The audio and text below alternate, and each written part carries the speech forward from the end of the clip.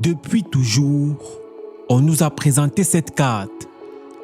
L'Afrique en bas, l'Occident en haut. Une évidence, n'est-ce pas? Et si cette évidence était une illusion? Et si, depuis toujours, on nous avait menti? Si le monde que nous connaissons était inversé. Il fut un temps où l'Afrique était le centre du monde. Un foyer de civilisation avancée, de sciences, d'art et de puissance. Puis, un basculement s'est opéré. L'Afrique, autrefois dominante, s'est retrouvée reléguée.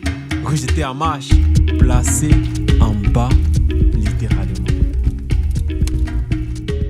Mais pourquoi cette inversion? Pourquoi nous impose-t-on une vision d'une Afrique inférieure? Et surtout, est-ce un simple hasard? Et si cette représentation du monde n'était pas neutre, mais idéologique? À partir de 2025, quelle carte d'Afrique devons-nous vraiment adopter pour concevoir l'Afrique? Pour répondre à cette question, donnons la parole à un stratège dont les réalisations parlent d'elles-mêmes. Découvrez ses œuvres et son combat en cliquant sur le bouton en haut à droite. Installez-vous bien, l'âge d'or africain, c'est maintenant. Mon plus gros problème, je l'ai découvert quand j'ai visité la Chine.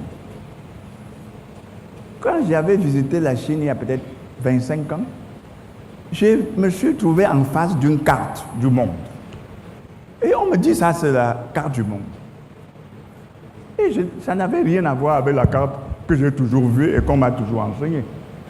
Je me suis posé, et la Chine était au milieu. Et je me suis posé la question, c'est quoi? Je rentre, je retrouve cette carte.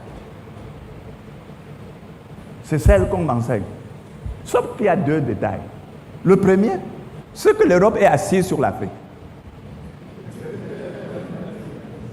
Ce qui veut dire qu'elle est dans la situation de domination. C'est une carte fabriquée par l'Europe. Elle le fait exprès parce qu'elle a une vision. Qu'est-ce que je fais pour dominer l'Afrique? Elle est assise sur l'Afrique.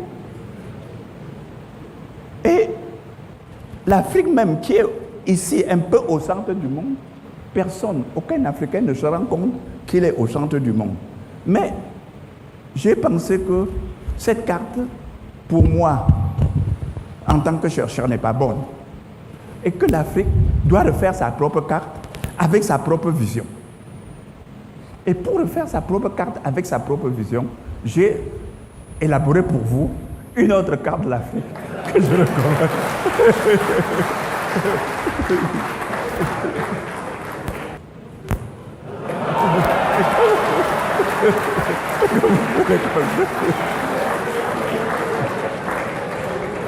Pourquoi pas?